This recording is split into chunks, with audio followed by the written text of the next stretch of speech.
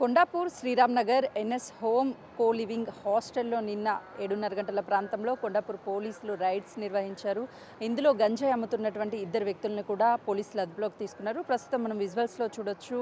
కో living hostels హైదరాబాద్లో కొండాపూర్, మాదాపూర్, గచ్చిబౌలి, కూకట్పల్లి ఈ ప్రాంతాల్లో ఎక్కువగా ఈ కో లివింగ్ హాస్టల్స్ని రీసెంట్గా తరచూ చూస్తూనే ఉన్నాము.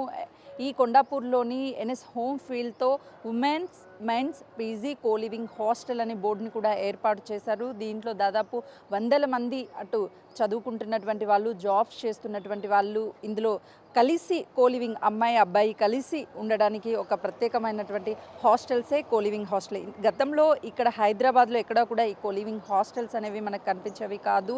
అదర్ స్టేట్లో ఉన్నటువంటి వాటిని ఇక్కడికి తీసుకొచ్చి ఈ కల్చర్ని రాను రాను స్ప్రెడ్ చేస్తున్నారు. దీనివల్ల కో లివింగ్ హాస్టల్లో ఉండేటువంటి అమ్మాయికి కావచ్చు, ఆ అబ్బాయికి వాళ్ళకి సంబంధించినటువంటి ఎలాంటి ఐడి ప్రూఫ్స్ తీసుకోకుండానే వీళ్ళు జాయిన్ చేసుకోవడం వల్ల అసలు ఎవరు వస్తున్నారు హాస్టల్కి, ఎవరు వెళ్తున్నారు అనేది కనీస అవగాహన లేకుండానే డబ్బుల కోసమే వీళ్ళంతా కూడా ఇలాంటి హాస్టల్స్ని రన్ చేస్తున్నారు అని చెప్తున్నారు. ప్రస్తుతం ఈ కాలనీకి సంబంధించినటువంటి వాళ్ళు ఉన్నారు, వాళ్ళతో కూడా మాట్లాడిద్దాం అసలు ఏం జరిగింది ఏంటి అని చెప్పేసి. సార్ చెప్పండి, ఇలాంటి హాస్టల్స్ అనేది తరచూ చూస్తూనే ఉన్నాము, అసలు ఇక్కడ కల్చర్ కాదు ఇది, కానీ ఇలాంటి హాస్టల్స్ పుట్టగొడుగుల్లాగా రోజుకొకటి వస్తూనే ఉన్నాయి, ఏం చెప్తారు?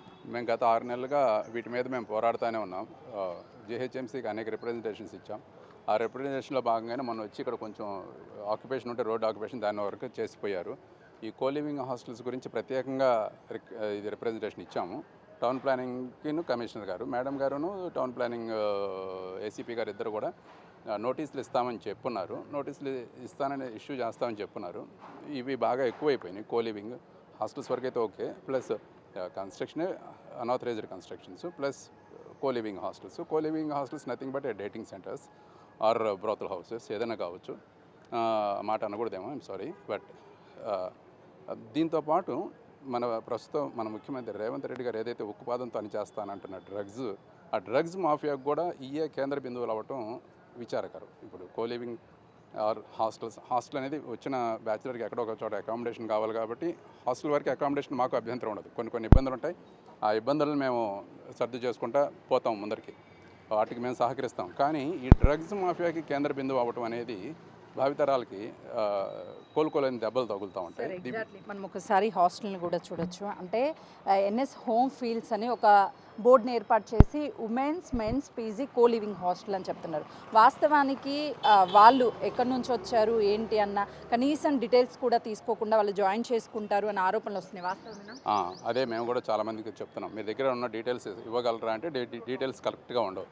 వీళ్ళ దగ్గర డీటెయిల్స్లో వాళ్ళు కో లివింగ్ అనేది వైఫ్ అండ్ హస్బెండా, లేకపోతే ఎవరెవరో ఒక అమ్మాయి ఒక అబ్బాయి, వాళ్ళ రిలేషన్ ఏంటి, ఒక అమ్మాయి అబ్బాయి వేరు వాళ్ళు ఇక్కడ కలిసి ఉంటున్నారంటే వాళ్ళిద్దరికి రిలేషన్ లేకుండా కలిసి ఉన్నారంటేనే మనకి అనుమానించాల్సిన పరిస్థితి. ఇవాళ సేమ్ వాళ్ళు ఉండొచ్చారు, లేకపోతే కంటిన్యూషన్గా వాళ్ళే ఉంటున్నారు, వేరే వాళ్ళు ఉంటారు కూడా మనకి తెలియదు. ఇవాళ ఒకరు ఉండొచ్చు, రేపు ఒకరు ఉండొచ్చు. సుప్రీంకోర్టులో ఏదో చిన్న జడ్జిమెంట్ని మూలంగా తీసుకొని వీళ్ళు ఈ విధంగా చేస్తామంటాం బాధాకరం. అసలు వీళ్ళ దగ్గర డీటెయిల్స్ ఉండవు, వీళ్ళు ఏ విధంగా మెయింటైన్ చేస్తున్నారు అనేది కూడా చెప్పలేని పరిస్థితుల్లో ఉంటున్నారు వాళ్ళు. చెప్పండి, అంటే ఏ టైంకి తెలిసింది ఇందులో గంజాయి అమ్ముతున్నటువంటి వాళ్ళు ఉన్నారని పోలీసులకు సమాచారం ఎవరు? అది తెలియదమ్మా, వాళ్ళే ఏమన్నా ఎంక్వైరీ ద్వారా వచ్చారో ఏమో తెలియదు. ఇక్కడికి వచ్చినాక పంచనామా విషయంలో ప్రెసిడెంట్ మిగతా సభ్యుల్ని పిలిచినప్పుడు మా వాళ్ళు అటెండ్ అయ్యారనమాట. మేము జనరల్గా జిహెచ్ఎంసీకి ఇచ్చింది ఏంటంటే హాస్టల్స్ గురించి అనమాట. ఒక 200 మీటర్స్ లోపల 7-8 హాస్టల్స్ ఉన్నాయన్నమాట ఒక్కొక్క వీధిలో.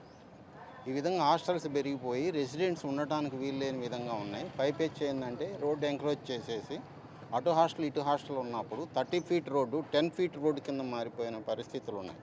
మేము రెసిడెంట్స్గా ఈ బాధను మేము చెప్పుకోవడానికి పోయినప్పుడు హాస్టల్స్ ఎంక్రోచ్మెంట్స్ ఇవి తీసేయాలని మేము పోతే పుండు మీద కారంలాగా గంజాయి దొరికేటువంటి పరిస్థితికి వచ్చిందనమాట. హాస్టల్స్ కో లివింగ్ సంస్కృతి థాయిలాండ్, గోవా ఎక్కడికి పోయే పని లేదు, కాలనీలోనే చూపిస్తామనే పరిస్థితి తీసుకొచ్చారనమాట.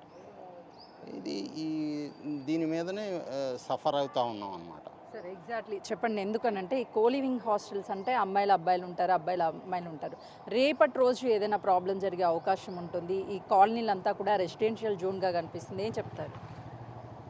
ముఖ్యంగా చెప్పాలంటే బిగ్ టీవీ ఎలక్ట్రానిక్ మీడియా నుంచి మీరు మా కాలనీకి వచ్చి మా బాగోగుల గురించి వచ్చినందుకు కృతజ్ఞత తెలియజేసుకుంటూ ఈరోజు ఇక్కడ జరిగేటువంటి అసంఘటిత కార్యక్రమాలు ఏదైతున్నాయో దాన్ని అడ్డుకట్ట చేసేందుకు శ్రీరామ్నగర్ కాలనీ వెల్ఫేర్ అసోసియేషన్ మొదటి నుంచి కృషి చేస్తుంది. దానిలో భాగంగా నిన్న జరిగినటువంటి ఇష్యూ కానివ్వండి, ఇక్కడ చుట్టుపక్కల మీరు ఇదివరకు చేసినటువంటి రికార్డింగ్ కానివ్వండి, జిప్టో కానివ్వండి, రోడ్స్ ఎంక్రోచ్మెంట్ కానివ్వండి, హాస్టల్స్ యొక్క పరిస్థితి కానివ్వండి, మీరు చాలా బాగా స్పందించారు. మాతో సహకరించినందుకు ఇక్కడ కోలివింగ్ హాస్టల్స్ అనేది అది ఒక దుర్మార్గమైన ఆలోచన.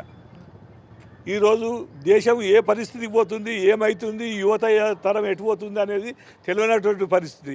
ఎక్కడెక్కడి నుంచో వచ్చి ఉద్యోగాలు చేసుకొని బతికి తెలంగాణలో స్థిరపడాలే తప్ప ఇటువంటి కార్యక్రమాలకు ఉసుకెళ్ళిపోయేందుకు ఈ గంజాయి దందాలు ఇప్పుడు సీజ్ చేసినటువంటి గంజాయి దందాలు, అసంఘటిత కార్యక్రమాలు, ఇట్లా హాస్టల్స్ కోలివింగ్ అంటారు.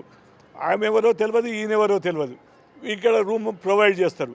అకామిడేషన్ ఏంది, ఓనర్ ఎక్కడో ఉంటాడు, ఓ 5 కోట్ల 10 కోట్ల బిల్డింగ్ కట్టుకుంటాడు, వాడికి రెంట్కి ఇచ్చి వెళ్ళిపోతాడు. ఇక్కడ ఇచ్చే టెనెంట్కు ఆయన యొక్క స్టాటస్ ఏంది, ఆయన ఏం బిజినెస్ చేస్తాడు అనేది అజమాయిషీ లేదు. పోలీస్ డిపార్ట్మెంట్ కూడా ఏదైనా కంప్లైంట్ అయినప్పుడు స్పందిస్తాను. మీడియా అంటే మాకు ఎప్పుడంటే అప్పుడు సహకరిస్తున్నారు. కాబట్టి ఇటువంటి కోలివింగ్ కల్చర్స్ను పత్రికాముఖంగా ఎలక్ట్రానిక్ మీడియా ద్వారా ప్రజలకు తెలియజేస్తూ భారతదేశంలో ఉన్నటువంటి సంస్కృతిని కాపాడాలని మేము విన్నవించుకుంటాం. సార్ చెప్పండి, వాస్తవానికి తల్లిదండ్రులు చాలా నమ్మకం మీద పిల్లల్ని సిటీకి పంపిస్తూ ఉంటారు. ఇక్కడికి వచ్చి వేరొక అబ్బాయితో అమ్మాయి ఉండడం కానీ, అమ్మాయి మ్యారేజ్కి ముందు అబ్బాయితో ఉండడం, ఇలా ఉన్నటువంటి విషయాలు వాళ్ళ కుటుంబ సభ్యులకి తెలుస్తాయా? ఇదంతా ఇంటర్నల్గా జరుగుతూ ఉంటుందంట. డెఫినెట్గా ఇది మాత్రం మంచి సాంప్రదాయం కాదమ్మా. వాళ్ళు మరి తెలిసి చేస్తారో తెలియకుండా చేస్తారో తెలియదు. మరి తల్లిదండ్రులకి కనెక్షన్ అనేది ప్రశ్నార్థకమే. కానీ మాకు పరిస్థితి ఎట్లా ఉందంటే, ఇక్కడ కాలనీలో రిటైర్మెంట్ అయిన తర్వాత ఇక్కడ పీస్ఫుల్గా చక్కగా బొటానికల్ గార్డెన్ ఉంది, వాకింగ్ చేసుకోవచ్చు, హ్యాపీగా ఉండొచ్చు అని చెప్పేసి ఇల్లు కట్టుకొని ఉన్నాము. 5-6 సంవత్సరాల నుంచి హ్యాపీగానే ఉంది.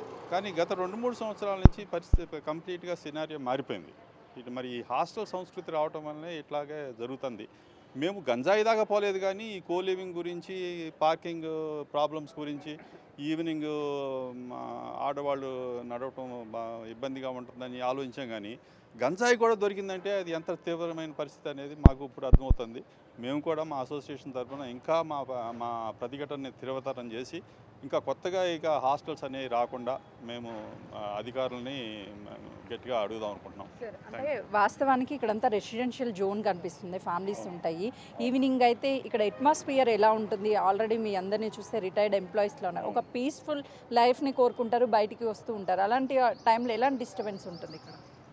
ఇది కంప్లీట్గా రెసిడెన్షియల్ జోన్ అమ్మా. దీంట్లో అసలు హాస్టల్ పెట్టడం అన్నదే తప్పు. ఇప్పుడు పెట్టిన తర్వాత ఏదో నార్మల్గా ఏదో హాస్టల్ పెడితే పిల్లలు కూడా సహాయం పడుతుంది కదా అని చెప్పి మేము కూడా కొన్ని రోజులు చూసి చూడనట్లు ఉన్నాం. కానీ అసలు మా ఇంట్లో ఆడపిల్లలే రావడం పోవడం కూడా ఇబ్బంది అయినప్పుడు మేము బయటకు వచ్చాం. కానీ ఇంత పెద్ద ఇది ఉంటుంది, గంజాయి తీసుకొచ్చి అమ్ముతారు, డ్రగ్స్ అమ్ముతారు అన్న విషయం మాకు తెలియదు. కానీ చాలా ఇబ్బందిగా ఉంది. మా పిల్లలు రాని కానివ్వండి, ఆడపిల్లలు తిరగని కానివ్వండి, ఆడవాళ్ళు ఏజ్డ్ వాళ్ళు కూడా తిరగాలంటే భయపడుతున్నారు. ఈ పిల్లలు ఏంటంటే అర్ధరాత్రులు ఏదో బైక్ల మీద పెట్టడము, ఇక్కడ మధ్యలో రోడ్ల మీద అంతా న్యూసెన్సే. కానీ అసలు నివాసయోగ్యంగా లేదు ఇక్కడ. ఆ విధంగా తయారైపోతుంది. దయచేసి మీడియా ద్వారా గవర్నమెంట్కు మా రిక్వెస్ట్ ఏంటంటే, ఎంత తొందరగా అయితే అంత తొందరగా హాస్టల్స్ తీయించేస్తే మేము హ్యాపీగా జీవించగలుగుతామని మా విజ్ఞప్తి. అదే చూస్తున్నాం కదా, ప్రస్తుతం చూసుకోవచ్చు ఈ హాస్టల్లోనే గత కొన్ని సంవత్సరాల నుంచి ఈ హాస్టల్ని రన్ చేస్తున్నారు. ఈ కోలివింగ్ హాస్టల్స్, ఇదంతా రెసిడెన్షియల్ జోను. ఆ హాస్టల్కే పర్మిషన్ ఉండదు, అలాంటిది కోలివింగ్ హాస్టల్ని పెట్టి చాలా ఇబ్బందులు పాలు చేస్తున్నారు. ఆ అసాంఘిక కార్యక్రమాలు జరిగేందుకు ఒక అడ్డాగా మారే అవకాశం ఉంటుంది. ఇప్పుడు గాంజాయి దొరికింది, ఇప్పుడు డ్రగ్స్ కూడా తీసుకొచ్చే అవకాశాలు ఉంటాయి. కాబట్టి ప్రభుత్వం ఖచ్చితంగా కూడా కట్టడి చర్యలు తీసుకోవాలి. దాంతోపాటు జీహెచ్ఎంసీ కావచ్చు, ఫుడ్ సేఫ్టీ అధికారులు కావచ్చు, ఎప్పటికప్పుడు తనిఖీలు చేస్తే ఇలాంటి ఘటనలు జరగకుండా ఉండే అవకాశం మాత్రం ఉంటుంది అని చెప్పేసి కాలనీ వాసులు చెప్తున్నారు.